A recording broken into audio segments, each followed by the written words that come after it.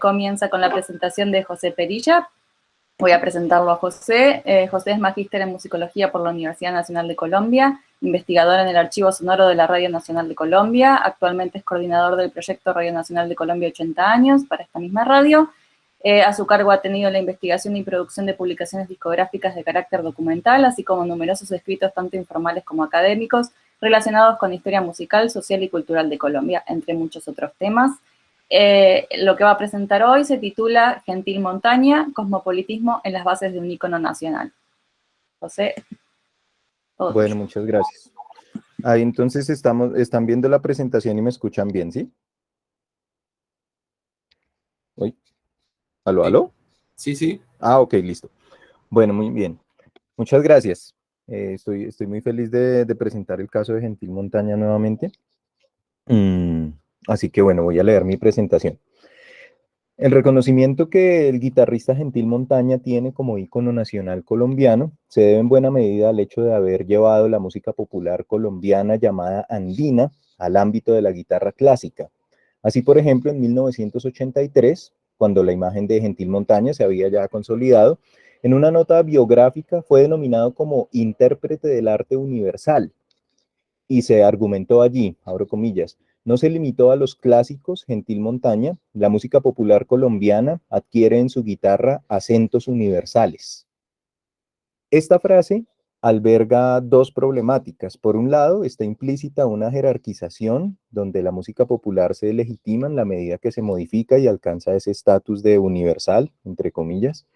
Y por otro lado, pues se desconoce también que ese proceso de definición de esa música popular y su establecimiento como nacional obedeció en sí mismo a corrientes internacionales que en sentido paradójico le otorgan sí un acento universal, pero por fuera de las pretensiones ideológicas, tanto nacionalistas como aquellas eurocentristas de la música seria universal. El proceso mediante el cual Gentil Montaña llegó a adquirir ese estatus se inició durante los años 60, habida cuenta pues de una formación previa que se remonta a la infancia en el seno de una familia musical, pero un punto de inflexión se dio cuando el guitarrista migró a la ciudad de Bogotá, la capital de Colombia, cerca del año 1957, que es más o menos el momento de esta fotografía. Allí empezó a tomar parte en las dinámicas José, musicales. no está funcionando, lo que estamos viendo es una partitura. Ay, Disculpa que ¿por te qué? interrumpí, No, pero no, no, está bien. ibas a avanzar. Esta es la foto del 57, es los Trisónicos, que fue uno de los primeros tríos que formó Gentil Montaña con uno de sus hermanos, y Kiko Bejarano. Entonces esto es, digamos, la forma como él inicia su carrera ya con las dinámicas musicales de carácter urbano. Entonces, con su labor, ya fuera grupal o como solista, dio continuidad a estilos y prácticas musicales enraizadas en el cambio entre los siglos XIX y XX. Por una parte, el trío de boleros, con el que interpretaba además otras músicas del Caribe, y también se cuentan prácticas asociadas a la temprana concepción de música nacional colombiana, de carácter centralista, con énfasis en géneros como el pasillo, el bambuco y la guabina. Cambio de slide. Por otra parte, está el vínculo con la música de Francisco Tárrega, quien vivió entre 1852 y 1909. Estos fueron piezas de salón que se sitúan en un lugar intermedio entre lo que desde el siglo XIX fue considerado como música seria y aquella que despectivamente se denominó trivial music o claptrap music, música cazaaplausos, que más tarde se definiría, no sin tensiones y ambigüedades, como música popular. Se suma también el influjo del light music o música brillante, estilo musical de uso y consumo cosmopolita, fundamental en el desarrollo de la industria discográfica. Siguiente slide. Se trata de ámbitos que estuvieron en íntima relación desde un principio, con una base romántica enraizada en el siglo XIX, pero cuyo desarrollo dependió de la modernización propia de la industria discográfica, el mercado y el consumo del disco. Podría afirmarse que, además de seguir una tradición musical con implicaciones nacionalistas, Montaña dio desarrollo a una práctica de grabación discográfica que, mientras tomaba parte de la modernización del mercado, conservaba estilos musicales del pasado. A través de los discos que grabó Montaña, hoy puede observarse de qué forma estos procesos estuvieron implícitos en su desarrollo profesional inicial, lo que eventualmente marcaría su establecimiento como figura representante del sentir nacional colombiano. El siguiente slide. Bueno, entonces aquí tenemos la portada del disco Tesoros Musicales en bandola, tiple y guitarra, lo cosmopolita y lo nacional, es lo que se titula esta sección. Los instrumentos bandola, tiple y guitarra fueron parte esencial de la adaptación que en el contexto colombiano tuvo la estudiantina. Este fue un tipo de formación instrumental proveniente de España y que con diversas variaciones en el temprano siglo XX figuró de forma habitual en teatros y otros escenarios para el entretenimiento en ciudades de primer orden para el desarrollo de la música popular a nivel latinoamericano. A su turno, el trío pasó a ser conocido como trío típico y durante el siglo XX fue vehículo para el desarrollo de la música colombiana andina, con el pasillo, el bambuco y la guabina como géneros primordiales. Pero este disco presenta un caso alterno al de aquella expresión nacionalista. Por el contrario, es un disco basado en un tipo de repertorio cosmopolita que, sin embargo, hizo parte del mismo contexto en el que surgieron las músicas nacionales. Para verlo con claridad, resulta ilustrativo hacer referencia al caso del músico colombiano Pedro Morales Pino, que vivió entre 1863 y 1923, y su estudiantina Lira Colombiana. De acuerdo con Egberto Bermúdez, en su primera incursión internacional entre 1899 y 1900, cuando Morales Pino era ya abanderado como paradigma en la búsqueda de la música nacional colombiana, el repertorio de la lira colombiana no fue de carácter nacional, sino que estuvo a tono con la música de entretenimiento internacional, música de baile, piezas instrumentales, resultado de la adaptación de canciones, selecciones de ópera o zarzuela y adaptaciones de obras procedentes del entorno de la música clásica con aceptación masiva.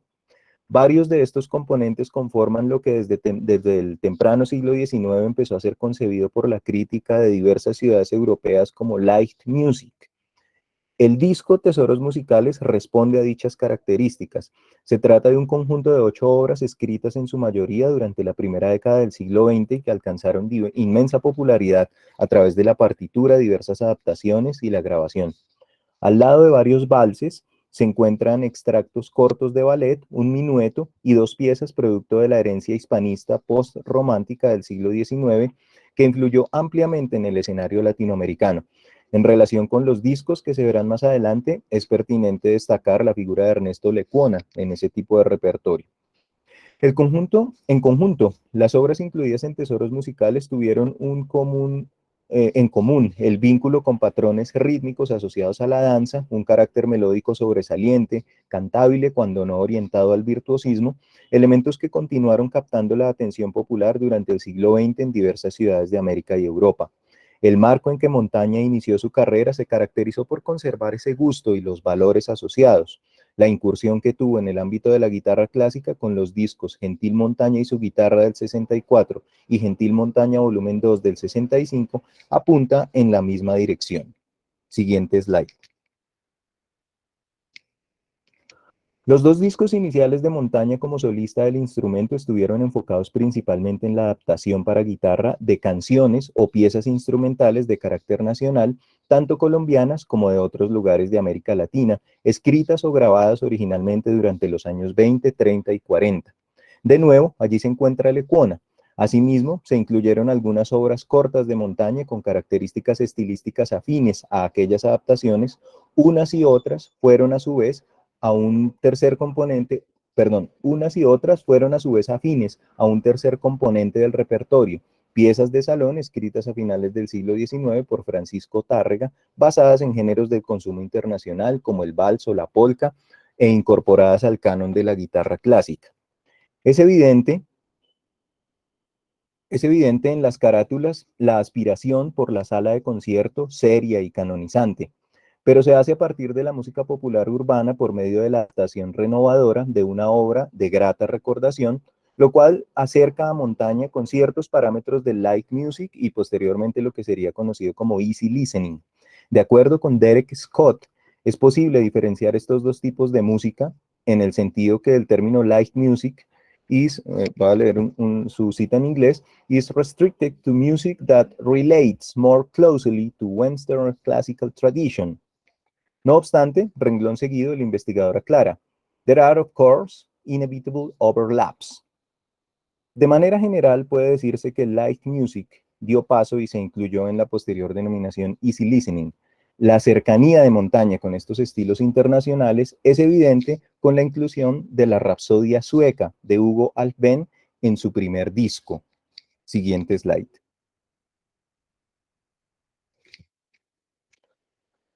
Midsommarbacka, Vigilia de verano, opus 19 para orquesta, es como se tituló originalmente la Rapsodia sueca, obra escrita en 1903 por Hugo Alfvén, quien vivió entre 1872 y 1960. Esta obra fue adaptada al estilo internacional del foxtrot por Percy Faith y su orquesta, disco publicado en 1953 con el sello Columbia. Fue así como la Rapsodia sueca generó fuertes vínculos con el ámbito de la música popular urbana, esto es, light music o easy listening, canción o pieza de baile. Es decir, en esos diferentes estilos se popularizó esta obra, ya con las grabaciones. En ese proceso se llegó a un importante antecedente para la grabación de Gentil Montaña. Se trata de la grabación del guitarrista estadounidense Chet Atkins, hecha con guitarra eléctrica, bajo y batería en el ámbito del country music. La pieza se incluye en el disco Fingerstyle Guitar, publicado por Atkins con RCA en 1956. Estos pues son algunos de los discos del 53, lo que estamos viendo. Solo algunos, o sea, fueron muchas las grabaciones entonces que hubo de la Rapsodia sueca en ese ámbito del easy listening y del light music. Siguiente slide, por favor. Entonces me refería al antecedente de Chet Atkins. El repertorio de Atkins, que en sus primeros discos estuvo circunscrito mayoritariamente al country music, empezó a variar desde la producción Chet Atkins in Three Dimensions del año 1955, un disco anterior a este. Allí se encuentra de nuevo el influjo del light music, con la inclusión de arreglos como Johann Sebastian Bach Medley, Intermezzo, y Minuet Vals basados en la obra de Frédéric Chopin.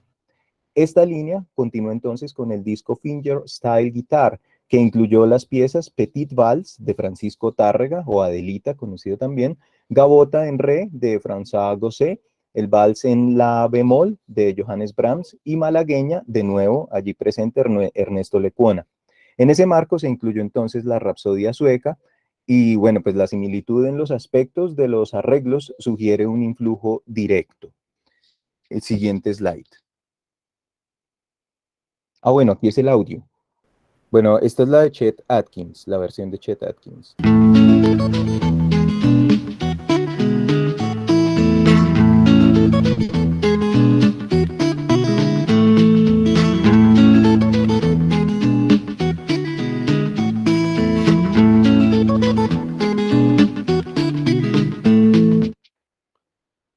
¿Se escuchó, cierto?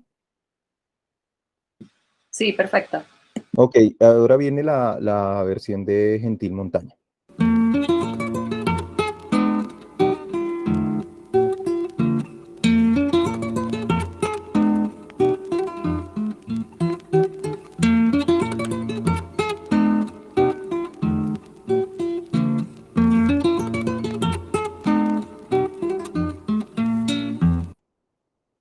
Bueno, muy bien. Voy a dejar de compartir entonces para volver a la... Uy, que me salgo. Para volver al PowerPoint entonces. Ok. Bueno, lo que muestran los discos de montaña, un slide antes, por favor. Ah, bueno, sí. Bueno, lo que muestran los discos de montaña es que no solo en el temprano siglo XX, sino aún en sus décadas centrales, estas piezas asociadas al entorno del light music o relacionadas de alguna forma con ese estilo musical, convivieron con las músicas nacionales e hicieron parte de un mismo proceso de difusión internacional de estilos, géneros y obras musicales. Una faceta más de este hecho se ilustra con el disco Ensueño, que sí es el slide siguiente, por favor. El disco Ensueño, que se publicó cerca del año 1968-69, puede ser enmarcado en el easy listening. Consistió en adaptar a un nuevo estilo y formato instrumental canciones y piezas instrumentales de amplio reconocimiento. Aquí, Gentil Montaña contó con el acompañamiento de otra guitarra interpretada por su hermano Carlos y percusión, muy básica. El repertorio está conformado por 12 piezas, 3 cumbias, 3 boleros, son, pasaje, bossa nova, balada, polka y un nocturno. En relación con los discos anteriores, resulta llamativa la ausencia de la música andina colombiana, que fue la que primero se consideró de carácter nacional en nuestro país, Colombia. Pero no por ello deja de haber elementos comunes. Al tratarse nuevamente de canciones o piezas afines estructuralmente, hay el mismo protagonismo melódico, unas veces evocador, otras veces orientado al virtuosismo. En relación con sus discos como solista, en este se encuentra de nuevo la comparsa de Ernesto Lecuona, en este de Ensueño, de quien además se incluye el bolero Siempre en mi corazón. Otro elemento común fue Rosita de Francisco Tárrega. Es un tipo de música que suscita la evocación y la nostalgia, características propias del easy listening, de acuerdo con Derek Scott. Por otro lado, de Antonio Carlos Jobim y Newton Mendoza se incluyó la canción Desafinado, grabada por primera vez pocos años antes, en 1958, y que fue de referencia para el desarrollo del bossa nova durante esos mismos años 60. En sintonía con estas canciones y el desarrollo estilístico que tuvieron en la industria discográfica, Montaña incluyó una balada de su autoría que le dio título al disco, Ensueño. Con estos dos componentes hay un sentido de actualización por parte de Montaña en relación con su medio. Estas versiones hacen referencia al pasado cercano de los años 50 y lo propio sucedió con los componentes de música colombiana. Aquí la mirada se tornó al Caribe con arreglos de 2 obras de José Barros y una de Lucho Bermúdez. Este tipo de música había empezado a ser grabada desde los años 40 y para los 60 era ya parte integral del nuevo referente nacional colombiano basado en músicas del Caribe. Músicas que por demás obedecían a los mismos flujos internacionales de la industria discográfica y la radio. Siguiente slide. Más que orientarse decididamente al medio modernista contemporáneo de la guitarra clásica en los años 60, donde, por ejemplo, compositores, intérpretes como Leo Brauer exploraban el minimalismo, la disonancia y sistemas alternos al tonal, Montaña emprendió un camino radicado en el siglo XIX con la melodía y el sistema tonal como estandartes sobre la base de patrones rítmicos asociados a la música popular. En ese sentido, Montaña es un músico conservador de prácticas establecidas medio siglo atrás que se situó en el panorama musical colombiano embestido por el carácter nacionalista de raigambre romántica, pero también en acuerdo con los dictámenes internacionales de la industria musical orientada por el entretenimiento y el consumo de música popular urbana. Es significativo discutir cómo la actividad de Montaña buscó verse reflejada en el espejo de la cultura asociada a la seriedad de la sala de concierto, como está en la foto de la izquierda, a la vez que sus discos de los años 60 muestran un quehacer musical basado en el gusto de la música popular y la adaptación. Allí es posible encontrar rastros del influjo del light music y el easy listening, un tipo de música de gran importancia en el siglo XX, pero sobre el que poco se ha reflexionado en nuestro contexto latinoamericano. Esto es, muchas gracias. Muchas gracias, José, por una presentación muy interesante. Vamos a abrir el piso para las preguntas. Mientras te pregunto yo un poco, ¿cuál fue la formación de Montaña, la formación musical que él tuvo? Y quería preguntarte un poco también sobre, digamos, qué nivel de popularidad o de fama tuvo y qué circulación tuvieron sus discos o tienen todavía en Colombia. Bueno, la formación, entonces él migró a Bogotá luego de haber pasado hasta cerca de, a ver, él, casi con 20 años, digamos, fue su concierto debut en el 64. Él estaba en Bogotá desde el 57, 58, como hacia finales, había migrado con los hermanos por violencia en el Tolima. El Tolima fue una región muy golpeada en Colombia por el bipartidismo recrudecido. Entonces ellos se ubicaron en Bogotá, pues él ya venía, digamos, él de niño había tenido formación como violinista, una cosa que me parece importante porque yo creo que marca mucho ese interés por la melodía, ¿no? No un violinista clásico, pues, sino asociado pues a la música popular del momento.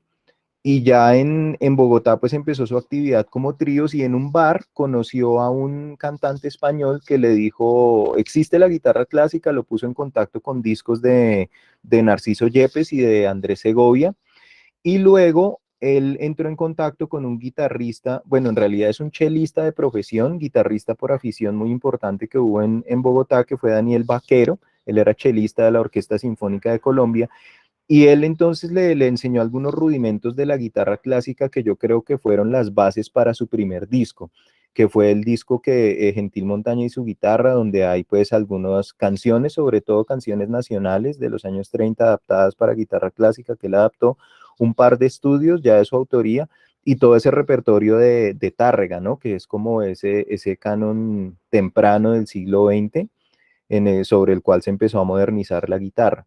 Entonces, así como a grandes rasgos, eso fue como los pasos iniciales que él dio. Hay una cosa interesante y es que por esos mismos años 60 en Bogotá se conformó la Sociedad Nacional de Guitarra Clásica.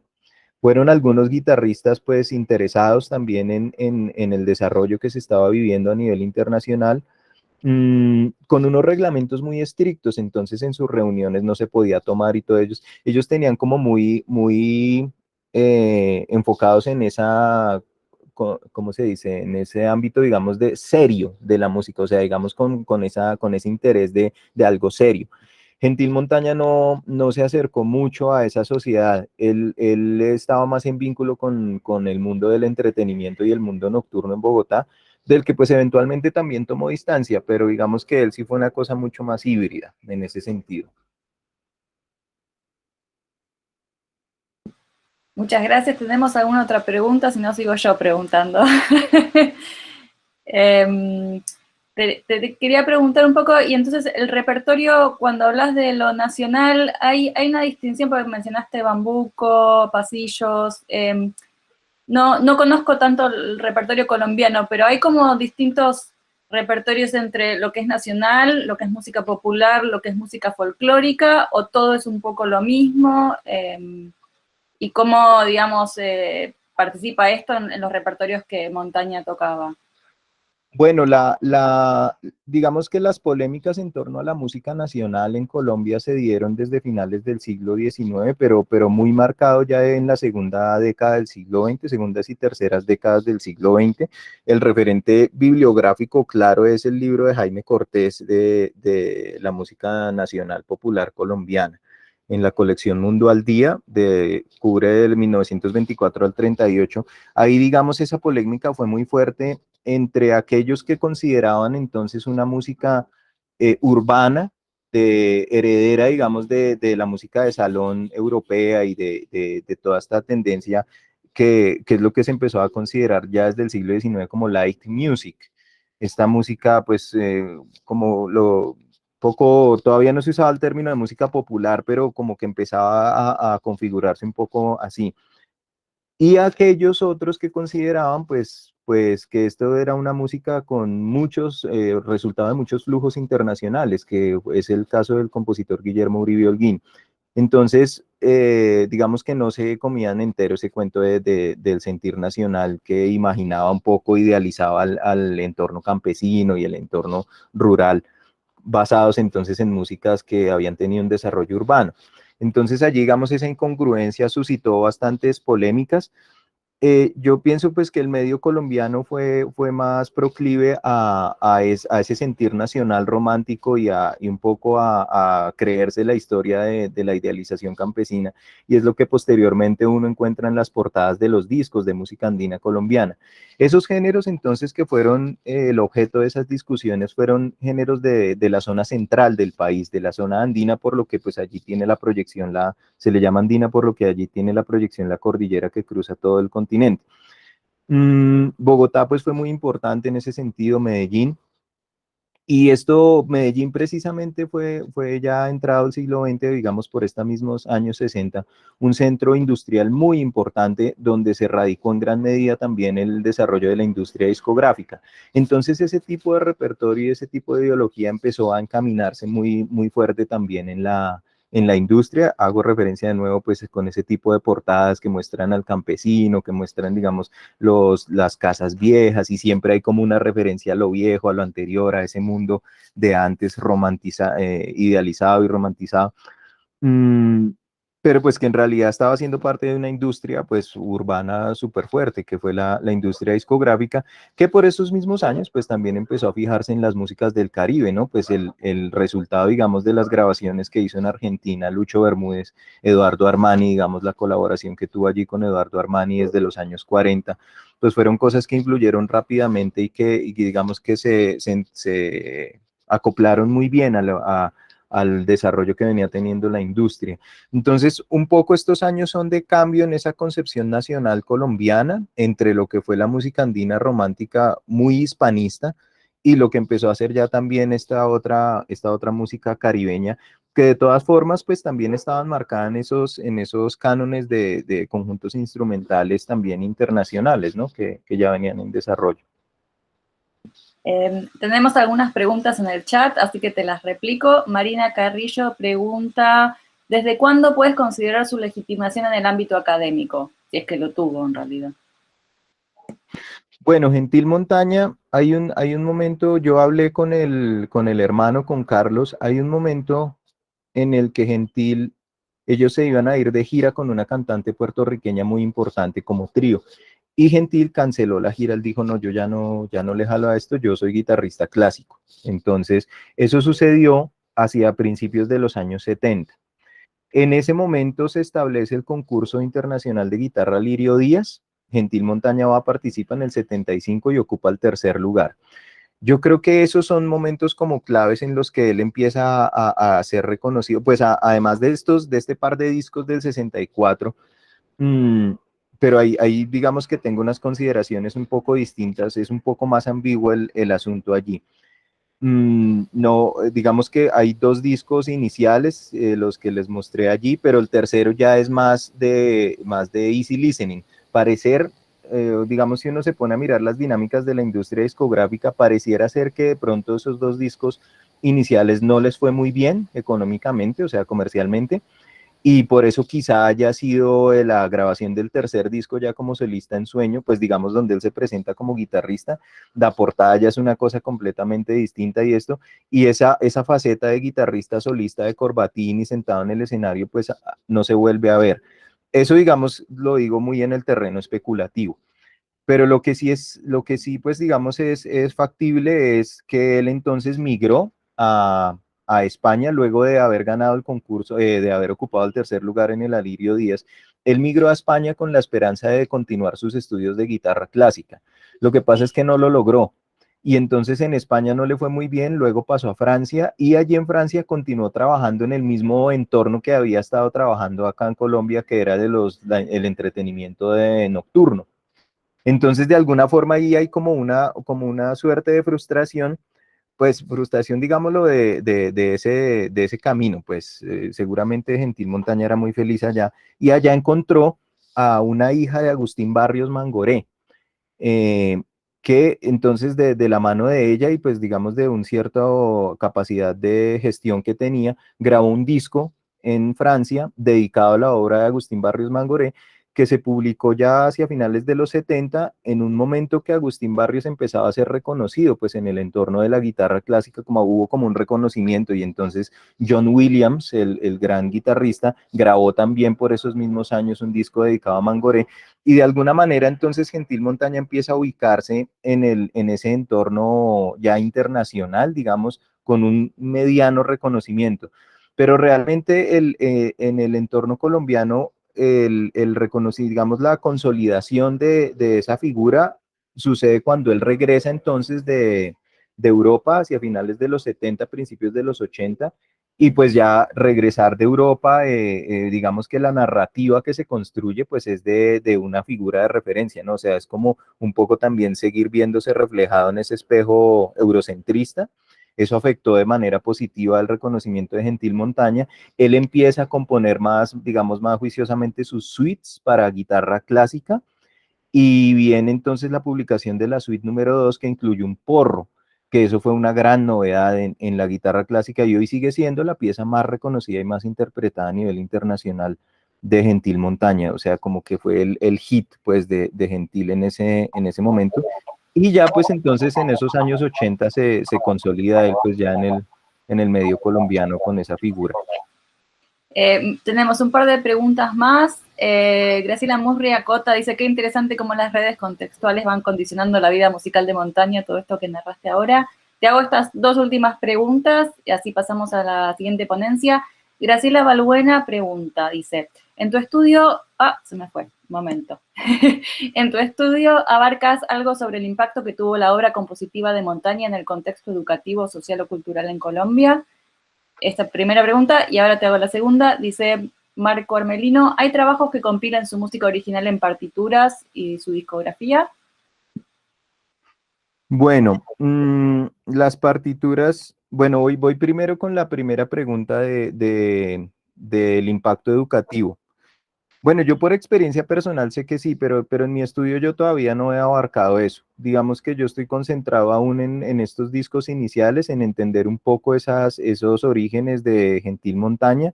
De ahí, pues, digamos, la fuerte atención que me produce la música brillante, el light music. Todavía no he avanzado, digamos, más en este momento, digamos, él está haciendo pequeños estudios y haciendo adaptaciones, todavía no, su obra compositiva corresponde ya a los años 70 y a esto otro que les acabé de contar. Yo todavía no he abarcado ese periodo, pero hay bastante, bueno, un cierto número de tesis que analizan sus suites aquí en Colombia y hay una tesis también en Estados Unidos, se me olvidó en este momento la universidad. Digamos que hay una bibliografía creciente en torno a ello, pero yo todavía no he llegado hasta allá. Yo en mi tesis de maestría analicé un poco los arreglos, digamos, como la forma como él empezó a consolidar su estilo, su manejo, pues, del diapasón, digámoslo así. La otra pregunta era que si hay, bueno, entonces pues ya una vez él empezó a componer, Gentil Montaña no era muy organizado con sus partituras, hay así mamotretos pues de partituras, que finalmente lo que se ha publicado son sus suites por parte de la editorial Caroni Music.